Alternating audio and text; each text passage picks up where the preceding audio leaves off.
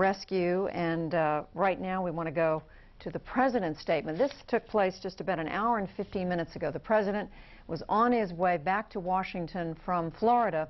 His plane touched down at an Air Force base in Louisiana, Barksdale Air Force Base near Shreveport. We can now report that information because he's since left Barksdale. But here is what President George W. Bush had to say in this statement.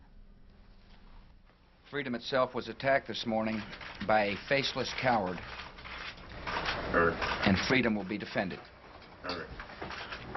I want to reassure the American people that the full resources of the federal government are working to assist local authorities to save lives and to help the victims of these attacks.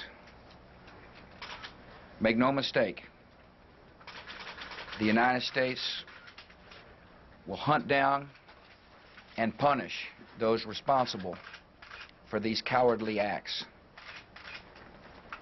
I've been in regular contact with the Vice President, Secretary of Defense, the National Security Team, and my cabinet. We have taken all appropriate security precautions to protect the American people. Our military at home and around the world is on high alert status, and we have taken the necessary security precautions to continue the functions of your government. We have been in touch with the leaders of Congress and with world leaders to assure them that we will do whatever is necessary to protect America and Americans. I ask the American people to join me in saying a thanks for all the folks who have been fighting hard to rescue our fellow citizens, and to join me in saying a prayer for the victims and their families. The resolve of our great nation is being tested, but make no mistake, we will show the world that we will pass this test. God bless. President Bush made that statement just about an hour and 20 minutes ago at Barksdale Air Force Base near Shreveport, Louisiana.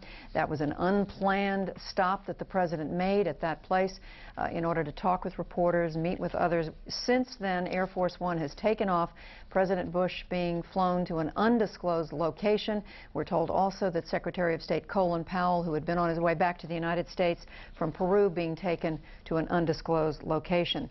Outside the Pentagon, CNN's military affairs correspondent Jamie McIntyre. And Jamie, you got very close to where that plane went down. That's right, Judy.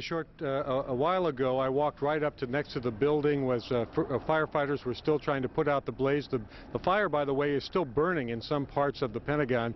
And I took a look at the huge gaping hole that's in this side of the Pentagon, in an area of the Pentagon that has been recently renovated, part of a multi-billion-dollar renovation program here at the Pentagon. I could see parts of the airplane that crashed into the building, very small pieces of the plane on the heliport outside the building. The biggest piece I saw was about 3 feet long. It was silver and had been painted green and red, but I could not see any identifying markings on the plane. I also saw a large piece of shattered glass. It appeared to be a cockpit windshield or other window from the plane.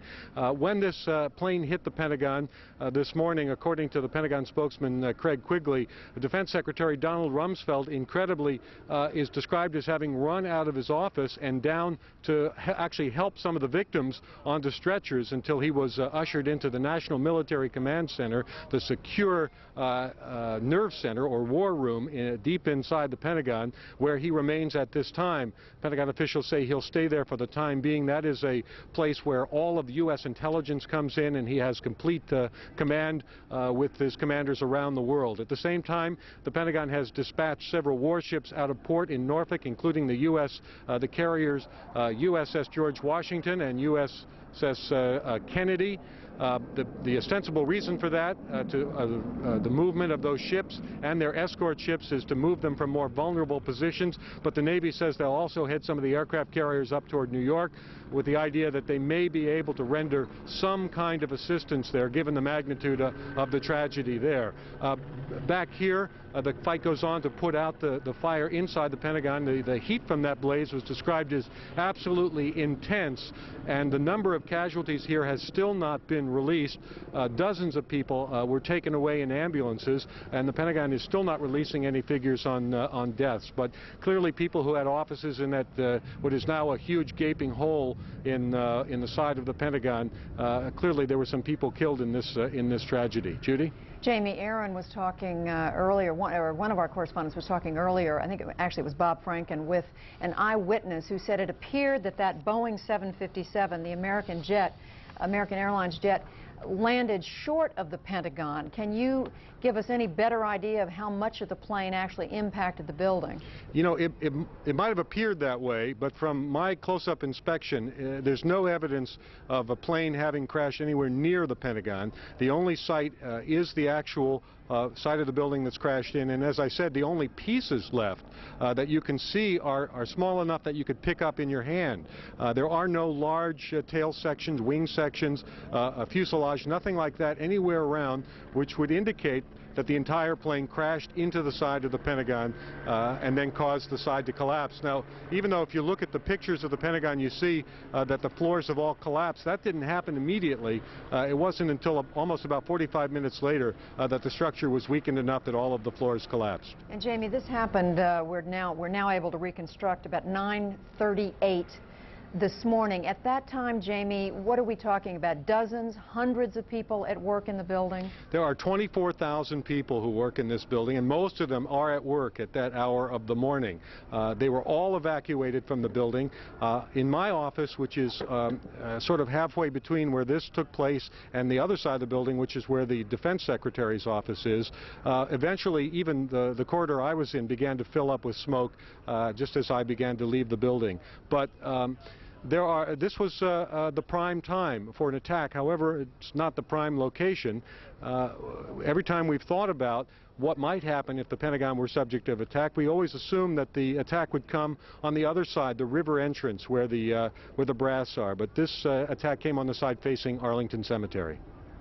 All right, Jamie McIntyre, military affairs correspondent, and just to underline what we're seeing at the Pentagon, nothing on the scale of the devastation in New York City, where you have two entire towers of the World Trade Center collapsing, but still this has to be supposedly the most secure of secure buildings in Washington, D.C., and an commercial airplane flew right into it.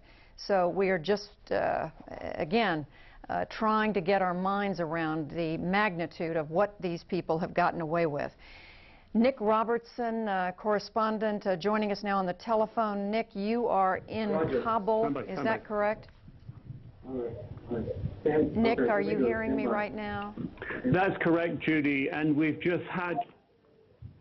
Yes, Judy, I hear you fine. We are hearing from Mullah Omar in the spiritual capital of Afghanistan, about 300 miles south of here. Mullah Omar is the spiritual leader of the Taliban here, and he's recently issued a short statement. In that statement, he criticizes what he called an act of terrorism, and he was very explicit. He said that Osama bin Laden was not responsible for it, and he said that all he wanted for his country was peace and peace for other countries in the world. And he went on to say that he believed Osama bin Laden could not have been responsible for such a complex act of terrorism. And he also said that if Afghanistan is a poor country, and therefore he believed there was no way that Afghanistan could be involved in such a complicated act of terrorism. Judy? Nick, help us understand, who is Mullah Omar, the gentleman you're quoting?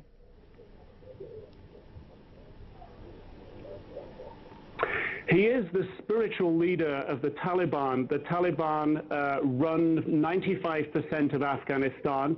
They control the capital, Kabul. They control most of Afghanistan, the south of Afghanistan. Mullah Omar lives in the south of Afghanistan in the spiritual capital, which is the ethnic area that he comes from, the Pashtun area around Kandahar. There are ministries of the Taliban here in Kabul. The foreign minister is here in Kabul at the moment. He is often based in Kandahar as well. And there are other ministry officials also based in Kabul. But the direction for Afghanistan, the direction for the ministries, the key decisions are all made in Kandahar, and Mullah Omar is the focal point of all those decisions. It is to him that a key group of ministers would go with a problem, with an issue, and it is he that would decide on any given issue. He is the final arbiter here of law and of justice. Judy? Nick, where is it believed that Osama bin Laden is in Afghanistan?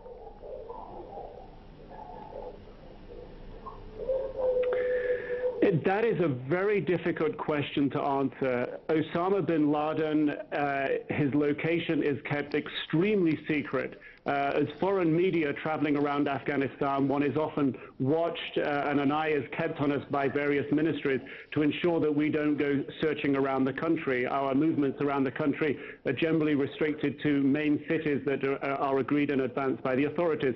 So it's very difficult to gauge where Osama bin Laden is. It is understood that he travels around at night.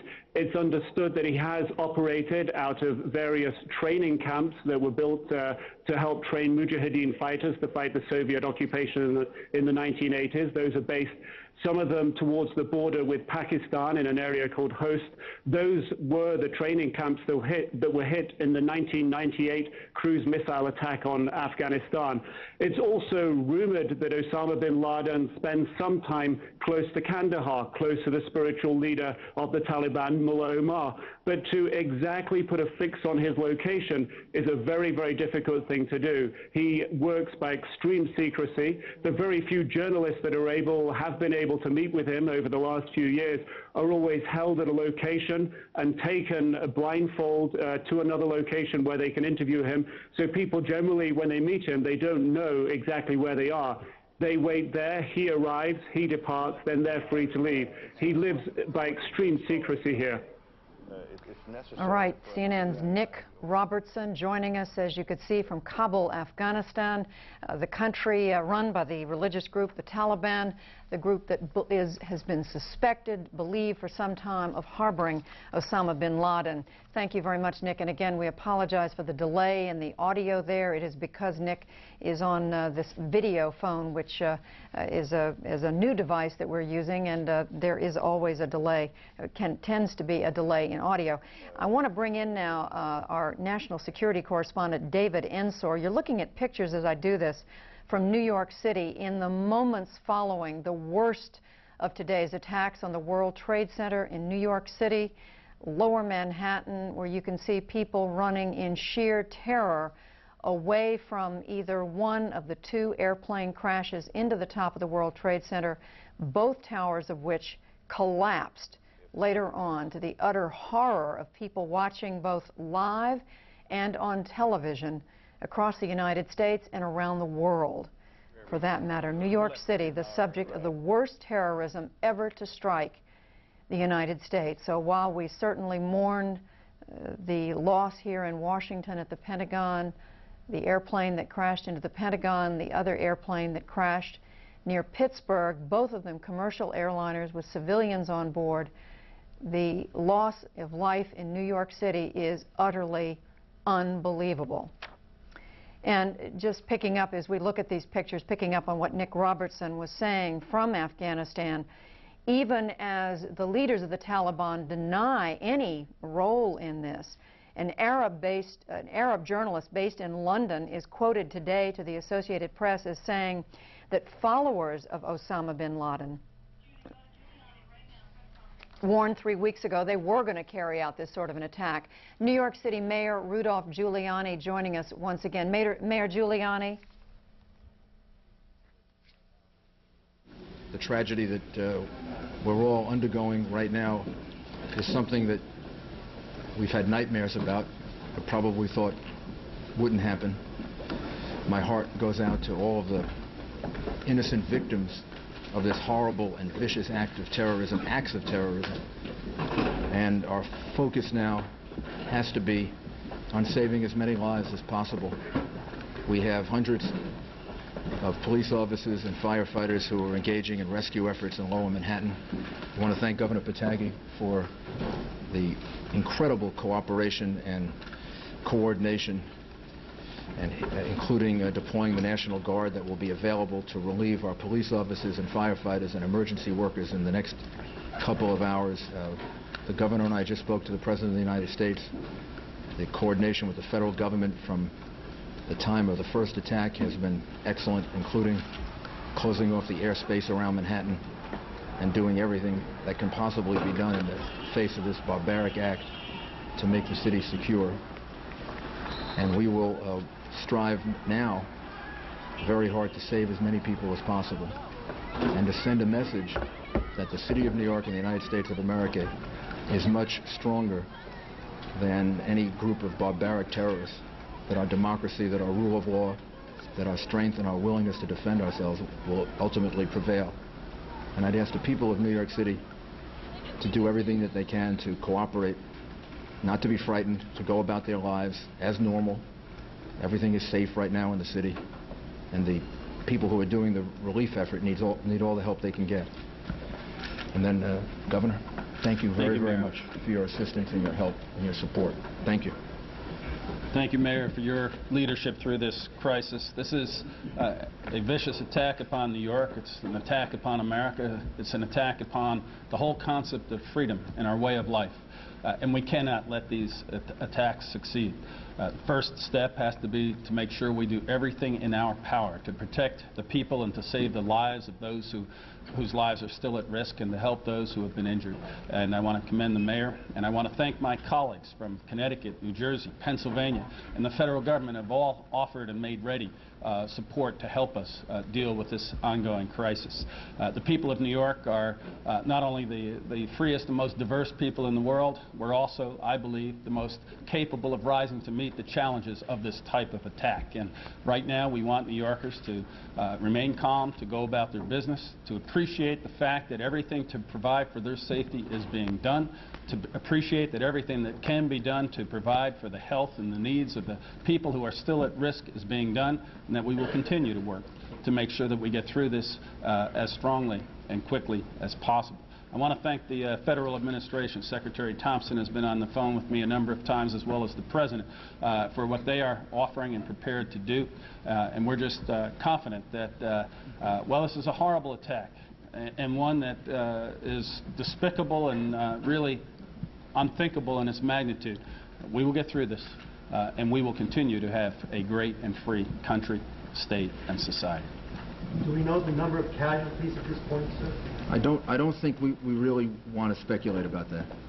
The number of casualties will be more than any of us can bear ultimately, and I don't think we want to speculate on the number of casualties. The effort now has to be to save as many people as possible. And I don't think we will know the answer to that until sometime tomorrow or the next day. Were there large numbers of firefighters? There are a large number of firefighters and police officers who are in harm's way, and we don't know how many we've lost. But there's no doubt we've lost some firefighters and police officers. Do you know anything about the cause of the explosions that brought the two buildings down yet? Was it caused by the planes or by something else?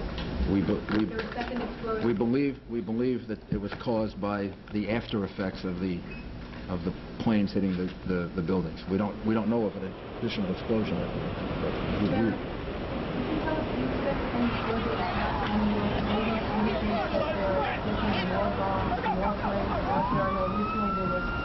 Reports that 8 planes have been hijacked, 4 have only been accounted for. What about the remaining 4? And is there any possibility that there could be bombs on the ground planted by... We have no specific information to that effect. Obviously, the city is now closed. The airspace around the city is closed, and we are on heightened alert. But we have no specific information suggesting any further attack. Can you tell us where the planes came from? I think to give the people of New York confidence, to show that the federal government is standing with us, and to just to make certain that nothing further happens. This has been a very, very difficult and traumatic day for the people of the United States and the people of the city. And I think that it's an act that shows that the federal government is going to do everything they can to support us and help us. Can you give us an idea of the extent of the rescue effort that's going on right now in Lower Manhattan? The scope of this thing, this operation? There are over 1,000 rescue workers, probably about 2,000 that are deployed, trying to get into the buildings, trying to find people, trying to search for people. The governor and I spoke a couple of hours ago. The governor has deployed the National Guard to relieve them because our people are going to need reinforcements pretty soon. But right now they don't want to leave because they're searching for innocent citizens, and they're searching for some of their brothers and sisters. Are you finding survivors? Yes, we have some numbers that we can give you. We have 1,500 people at Liberty State Park who were evacuated, described as walking wounded. They were evacuated by ferry and other means. There are about 600 as of about 15 minutes ago in local hospitals that we account for. 600 people that are being treated in local hospitals, and there are 150 in particular that were critical, that were moved by EMS. New York City has 170 hospitals, so we have a lot of hospitals, and we're utilizing all of them. Probably the one that was the hardest hit was St. Vincent's Hospital, and I would like to just single them out and commend them, because as I was rushing down there after the first plane hit and before the second, they were already deploying people on the street. I could see the doctors and nurses outside getting ready to receive people, and that was before the second plane actually hit the World Trade Center. What was your experience down there? Also blood donations. We have several sites for blood donations. 153 East 53rd Street, 66 in Amsterdam, which is the Red Cross, and 310 East 67th Street. If people want to do something and they can donate blood, that's going to help not just today but tomorrow and the next day. This relief effort is going to take some time. Mr. Mayor, you were one of the first people down there. Can you describe the scene in your own words, what you saw down there? I don't know that I'm really able to describe it. It was the most horrific scene I've ever seen in my whole life. We saw the World Trade Center in flames, a big gaping hole all the way on the top of it. We could see people jumping from the top of the building. And then we went into Barclay Street, 75 Barclay Street, I think it was, and we were there when the building collapsed, and it collapsed in part on 75 Barclay Street. So we were trapped in the building for maybe 10 or 15 minutes, trying to get out different exits. And we finally went through a basement and came out 100 Park Place. Did you ever fear for your own safety, sir? Sure, yeah. What went through your mind?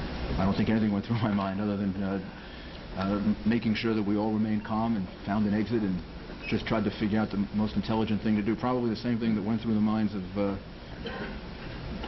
10,000 other New Yorkers who I could see on the streets, and I really have to commend them. If you really want to know what New Yorkers are all about, you just watch the way in which they handled themselves. They didn't panic.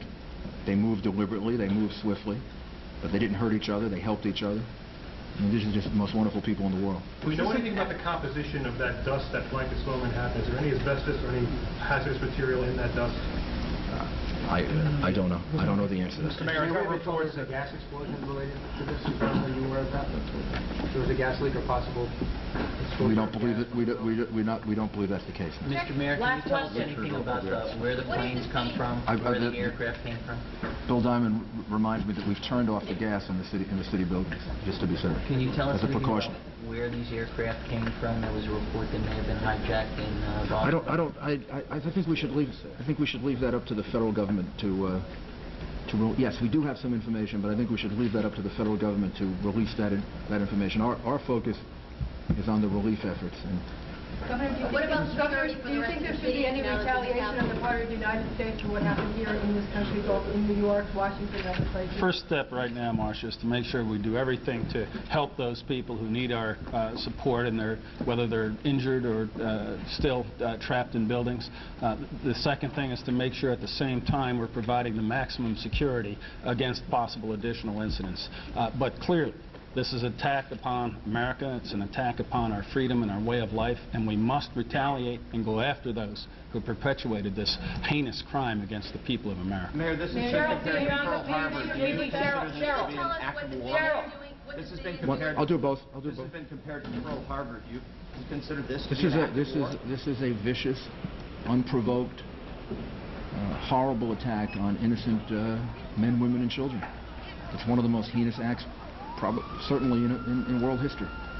And as the governor said, and I said to the president, we fully and completely support him in any action that he has to take in order to make an example out of the people who are responsible for this. Is it an act of war in your mind? I don't know that I want to use those words. I think the president is the one that has to respond, and I think what he has to know is that all of us in New York support him and support him completely in the efforts that he's going to have to make over the next couple of days, week, and to make a point that people can't do this. You can't attack innocent men, women, and children. And ultimately, I'm totally confident that American democracy and the American rule of law will prevail. And the people of New York are going to help to demonstrate that over the next couple of days. Anybody take responsibility for this? Any group take responsibility at this time? And what is the city doing to safeguard the citizens now that something like this happens? Well, first of all, I don't know if anyone has taken responsibility for it at this time. And secondly, the New York City Police Department is fully deployed, not just in the rescue effort, but all throughout the city of New York, offering as much protection and as much security as we're capable of for the citizens of the city. And at this point, I believe that the people in New York City can demonstrate our resolve and our support for all of the people that were viciously attacked today by going about their lives and showing everyone that vicious, cowardly terrorists can't stop us from being a free country and a place that functions. And we'll do everything we can to make that point. Jennifer Steinhauer, please. Just a housekeeping thing. Can you tell us what's going to happen to the New York primary? This morning, I issued an order suspending the primary across the state. There will be no primary today, and we'll reschedule it once we get through this. Jennifer, please. Can you talk us through the municipal services right now, what's going on with the subway and the schools for us? The subway, the schools, the chancellor, I commend the chancellor. He was on the phone a number of times with us. He coordinated very, very carefully what would happen. He thought it out, and he came up with a very good plan, which was essentially to keep the schools open, to keep the children in school, so we didn't have a large number of children in the different boroughs that would be released from school. They're being released. I shouldn't say as normal, but basically on the normal schedule. If parents aren't there to pick up the young children, then the children will be taken to a center, and the parents will be notified to come and pick them up. The children who have Metro cards, who normally travel on the subway, will be able to do that. The subways are functioning in 4 of the 5 boroughs. And can we get an update, Joe, on how the subway is doing in Manhattan? All the lettered lines are working. And in Manhattan? In Manhattan lines, all the lettered lines. All the lettered lines are working, including in Manhattan. And throughout the rest of the city, public transportation is normal. So the children should be able to return from school in the normal fashion.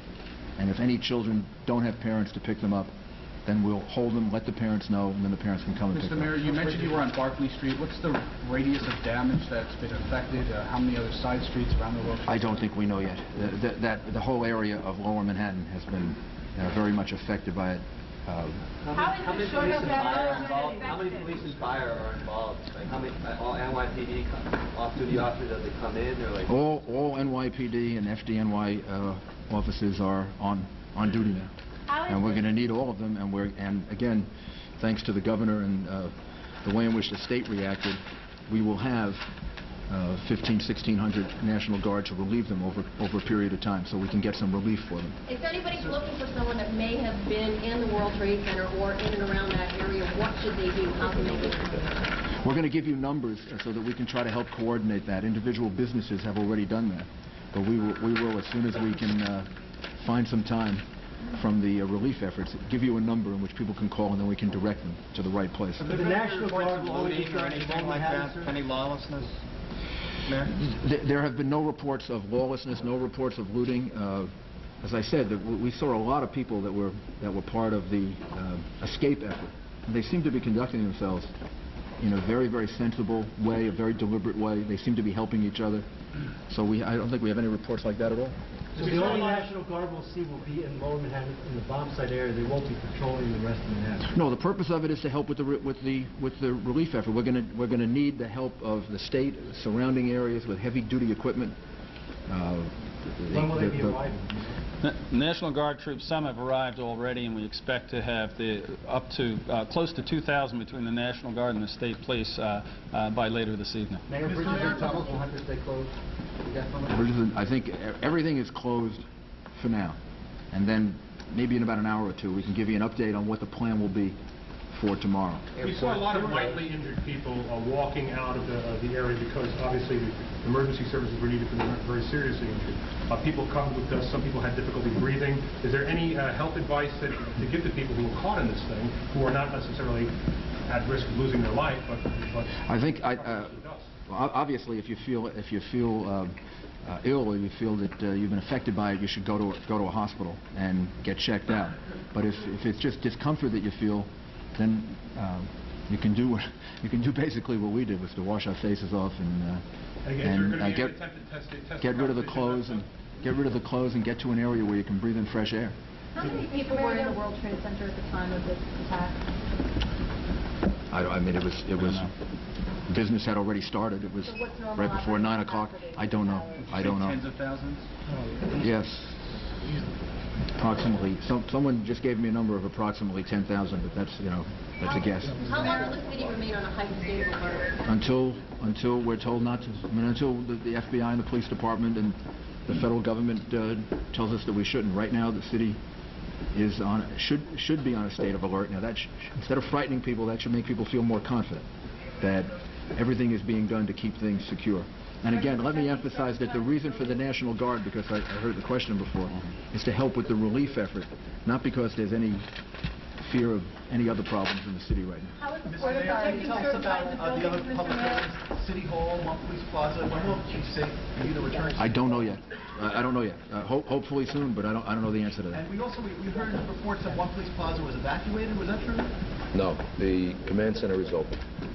And it was never. We have people in the command center right now. Mr. Mayor, there have also been reports of large loss of life among the police and firemen who were sent there to rescue people. How accurate are those reports? There is no question that we lost police officers and firefighters, and some that I know personally, and all of us here know personally, that we're very worried about. And we're not going to know the answer to that until much later. And maybe we should just close now and give you a briefing later. And I would just ask everyone, I talked to Cardinal Egan before, because he's at St. Vincent's Hospital. Everybody should in their own way say a prayer and ask God for help and for assistance, and also ask God to give us the strength to overcome this, because I know we're going to need strength to overcome it. And I want the people of New York to be an example to the rest of the country and the rest of the world that terrorism can't stop us. American democracy is much stronger than vicious, cowardly terrorists, and we're going to overcome this. Thank you, sir. Thank you. New York Mayor Rudolph Giuliani and New York Governor George Pataki talking to reporters. The mayor urged New Yorkers to be calm and said they had been, and indeed in every picture we have seen of the area around the Trade Center, people were evacuating in a very calm, deliberate, no panic that we have been able to see from the pictures we have taken and the reporting we have done. The mayor said 1,500 walking wounded, as he described it, taken to Liberty State Park, 600 people in local hospitals, at least 150 people in critical condition. But in fact, the mayor said he would not even venture a guess at what these numbers will become as this day continues to unfold, and tomorrow he acknowledged it'll be several days before we really know how many people have been hurt, how many people have died. We would add one other point here I don't believe we have mentioned. As you know, airports around the country have been shut down. Every airport around the country has been shut down for the first time in the country's history. The FAA says now that there will be no commercial air traffic in the United States until at least noon tomorrow. No commercial flights anywhere in the country, not just New York and Washington, anywhere until noon tomorrow. We know that many of you are just now coming home, joining us, and so we want to walk you through what has gone on both here in New York City and in Washington. We go to Atlanta and our colleague Joey Chin. Joey, good afternoon. Aaron, extraordinary coverage there on the rooftops in New York of this extraordinary and horrific series of events that we have been watching throughout this day here on CNN. Acts of terrorism, and it's such an unprecedented scope and scale.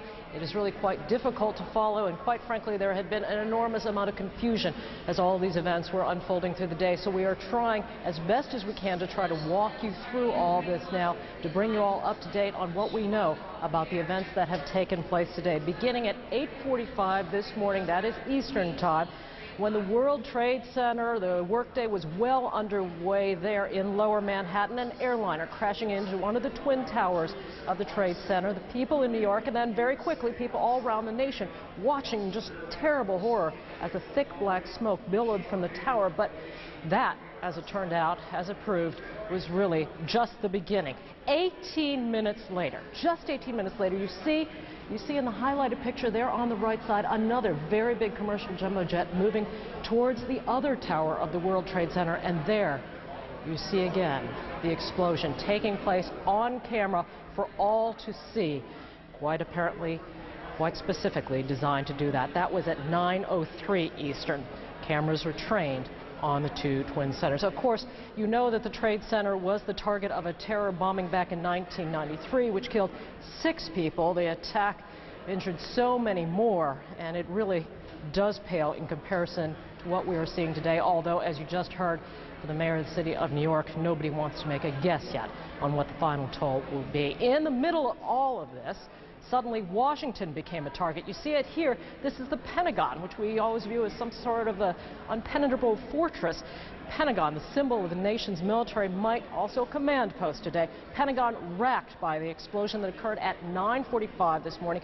Witnesses say that the commercial aircraft crashed into the Army side of the building. That has been confirmed by authorities. As about this time, the federal government ordered all the nation's airports closed and ordered all planes in the air to get on the ground. And as you just heard from Aaron Brown, commercial aircraft will not be in the nation's skies again until sometime tomorrow. Now we'll move ahead to 10 o'clock Eastern. The first of the two Trade Center towers collapses, and you see the tremendous plume of smoke and debris left. This is an image we cannot forget.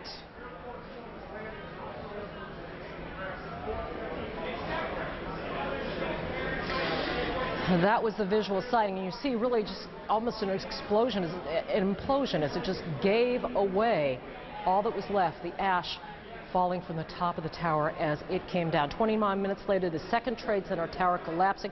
We can report that we know some 50,000 people work daily in the area of the Trade Center buildings. These towers are U.S. landmarks. They receive tens of thousands of visitors each day. The mayor of New York City has said that he does believe a horrendous number of lives has been lost in the course of this tragedy, but he did not want to wager any sort of speculation on what the final toll would be. At least one witness told us that in the moments before the buildings collapsed, he saw people leaping to try to save their own lives from the Trade Center towers. Back in Washington, we get a closer look at what occurred at the Pentagon. What was left, the great flames in the gaping hole of the Pentagon, apparently left by that hijacked plane that crashed into the Department of Defense. Again, we're told this is the Army side of the building of the Pentagon building, which of course is 5 sides. Now, commercial aircraft, we also know, has crashed in Shanksville, Pennsylvania. That is south-southeast of Pittsburgh, about 80 miles south-southeast of Pittsburgh along I-76. A report says that just before the crash, a passenger who was on board telephoned 911 saying that the plane had been hijacked and trying to get help. Now that would explain the crash there for all 4 planes that have been confirmed as being hijacked over U.S. skies today. Again, 2 crashing into the World Trade Center towers, 1 into the Pentagon, and this last one, you see the debris of it there in the agricultural area, the farming areas, the rolling hills of Pennsylvania. I want to now try to show you some live pictures now of Lower Manhattan at this hour. Again, you still see a thick plume of smoke there. Aaron Brown standing by again in his vantage point on a rooftop in New York City now. Aaron, what are you seeing? Joey, thank you. We can see, as our viewers can see, the smoke continues to billow out of the Trade Center buildings 6 hours, more than 6 hours after the planes hit. 50,000 people going to work in those buildings. We're joined now on the phone by former Secretary of State James Baker and former Defense Secretary William Cohen. Mr. Baker, let me begin with you. You've been involved in some extraordinary events in the course of your government service. Can you give us any sense at all of what you expect it is like in the Situation Room right now? Well, I'm sure that it's extraordinarily busy, and it is really a very sorrowful day for our country. We've lost many innocent civilians to what can only be characterized as a very dastardly and cowardly act. A terribly tragic day for America, but I really sense, Aaron, that we may be entering a bit of a new era, an era where we have been worried in the past about terrorism against America. We've always been able to handle it. We obviously were not in a position to handle it today. We do not know all the facts, but we can, I think, suppose and surmise a few things. And one of those is that it took a fairly, I think, sophisticated and complicated planning apparatus to plan and carry out these events. And Secretary Cohen, not a lot of groups in the world would be capable of this degree of sophistication, would have the financing, the wherewithal to pull this off, would they? I think that's correct. We don't know at this point exactly which group it is, but there aren't many that would have this degree of sophistication, ability to calibrate it so that you would have nearly simultaneous attacks on three important symbols and sites in the United States. And sir, when we talk about not very many, are we talking about a handful, 3 or 4, a dozen? What do we mean? I think we're talking about a handful of groups that would have this capability. Again, we don't know all the facts yet in terms of how they were able to gain access to the aircraft, what sort of weapons they had on board. Much of that information hopefully will become forthcoming in the next few weeks. But at this point, we simply have to gather all the information we can to make sure that we can carry out President Bush's vow to hunt down and punish those responsible for this, what Jim Baker just said, dastardly act. There are a few acts in our history that certainly measure up to the magnitude